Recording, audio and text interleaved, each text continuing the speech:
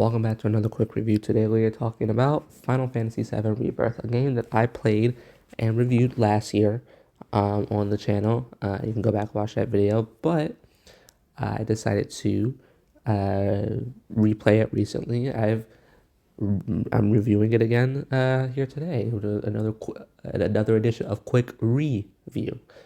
Today we're talking about Final Fantasy VII Rebirth, a year removed from its release. If you don't remember last year I played this, it was at the time my game of the year, and it stayed my game of the year up until October, until when Kaino Kaseki came out. But it was my game of the year, and so now that we're a year removed, I decided I wanted to come back because I saw a whole bunch of clips online of Rebirth and whatnot. And I was like, man, I really am craving to play this game again. So I got back around to it, and my opinion on this game. Honestly, I liked it a lot more on my second playthrough. I definitely appreciated it more on my second playthrough than my first.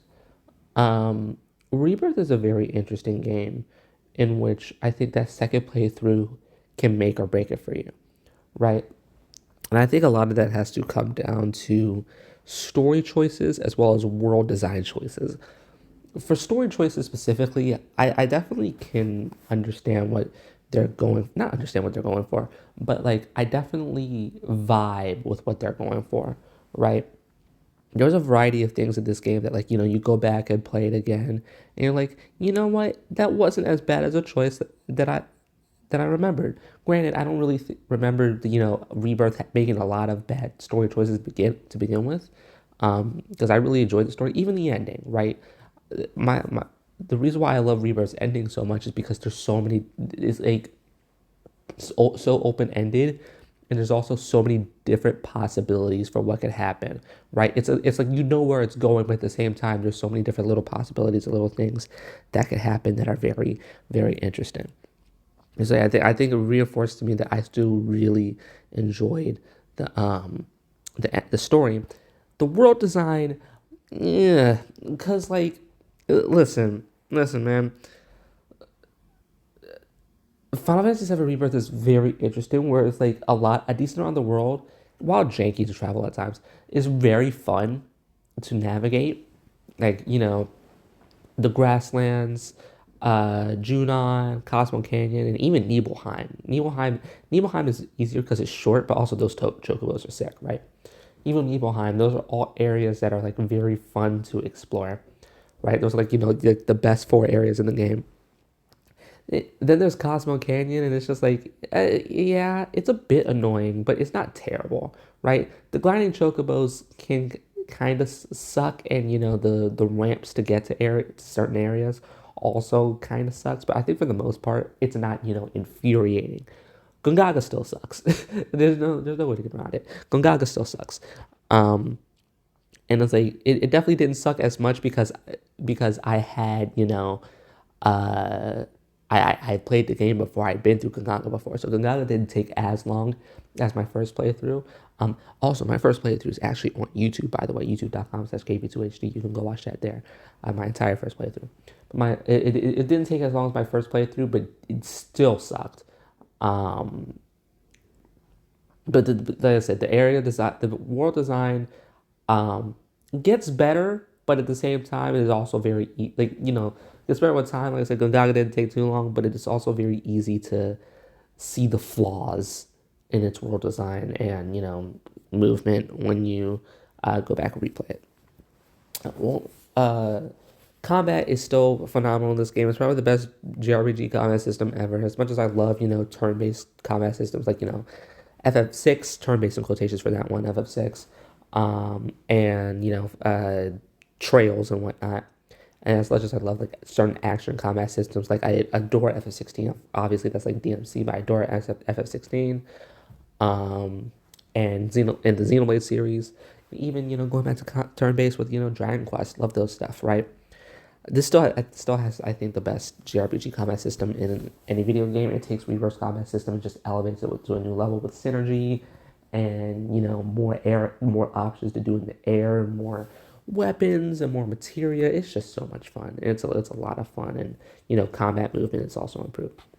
The last real thing I want to talk about are the characters. And I think for me, a lot of the characters are improved. I think, if you're talking about characters that from OG to remake to rebirth, most improved, I definitely come out of these games liking Barrett and Red 13 a lot more. Granted, I like them in the original, but like not enough to where they leave a a lasting impact. They had their moments, they had their story moments that are really really good, but they don't make me when I think of Final Fantasy OG Final Fantasy VII, those two are not the first things that come to mind, right? Whereas you get to remake, and I think they just expand on those characters and their personalities so much more. It's just so much better, or rather, their writing is so much better. I think the same thing could be said about Kate Sith and Yuffie to an extent. I think Yuffie benefits heavily from remake integrate, and the intermission and whatnot. So she benefits heavily from that. She's just a fun character overall. The thing about Yuffie in the originals because she's an optional character, right? And then Kate Sith, is definitely less annoying in these in Rebirth than the original. Granted, I'm still not the biggest fan of Kate Sith, but he's definitely less annoying. And then Cloud, just everything they're doing, that character I love. I think my one complaint in regards to characters, it was the thing that was top of my mind while playing this.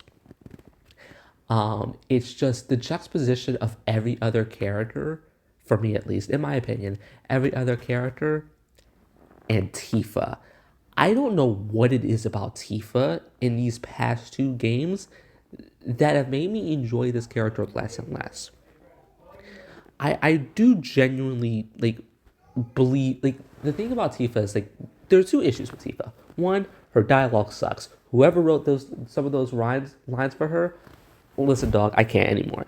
I cannot. I if I hear I'm sick of this, I'm sick of all of this one more time, I genuinely might put a hole through my wall. It there's just a variety of lines that Tifa has in this game that just makes me cringe, and I don't like it. I can't explain it. It's definitely not. It's not even the delivery of lines, right? Because I think even Aerith has some lines that are cringe, right? Just make me just want to curl up in a ball, just how bad some of those lines are. I think Aerith also has some lines of those lines. But Tifa's issue is, and that leads to my second point, I wish Tifa was a bit of a stronger character. In which I mean, at times it only feels like, you know, she's there because of her childhood friendship with Cloud. And I'm not going to bring the rest of the story of OG Final Fantasy VII into this because I know what happens. I specifically wanted to keep it to these games specifically. Yeah, I could talk about how much characters improved and whatnot, but we're not going to go farther than what we know at this point, right? Farther than what's in the remake and rebirth games, right? I know why she's here and I know her purpose. I just think that her as an independent character falls flat outside of her friendship with Cloud, which even then I don't think is executed to the greatest, but I still am not mad at it, right? And it's just I feel like Tifa as a character falls flat because I feel like there's not, I don't know what it is about me. There's nothing that stands out about Tifa and Tifa in these games specifically. Like I said, especially compared to Yuffie, who had that entire 10-hour, game dedicated to her, or Aerith. And listen, and I won't ever comment on, at least give or get too deep into shipping wars and Final Fantasy VII community. Y'all can have that. I will continue to play my game and enjoy myself. Right. I prefer Aerith, just me personally, but I'm not going to argue with anybody. You can do whatever you want. And I'm also a little bit biased towards Aerith as well because, I think Aerith for me is just a top 5 fictional character of all time. Aerith is as a character has impacted me so much.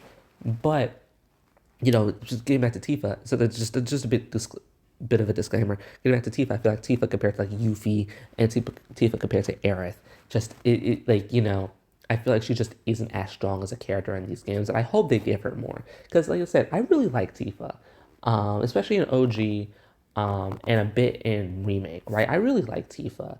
I just wish she had more. I wish there was more. And there's like a little bit of teases and hints in Rebirth that are like, oh yeah, we could do a lot with Tifa, but I haven't seen it yet, and I'm only going off of what at least we can do a lot more with Tifa compared to like the original and also in games that we have. I haven't seen it yet, and I'm only talking about what I know now. But yeah, that's about it for the quick review. Final Fantasy VII Remake, I think is like still like a 10 out of 10 game overall, despite the negatives that I talked about. It's like an 11 or 12 out of 10 game that because of its negatives gets bumped down to a 10. Like the highs are so high that it outweighs the negatives. That's why I love it. I think it's like a really good game. It still holds up even a year later. Thank you for watching. See ya. Bye.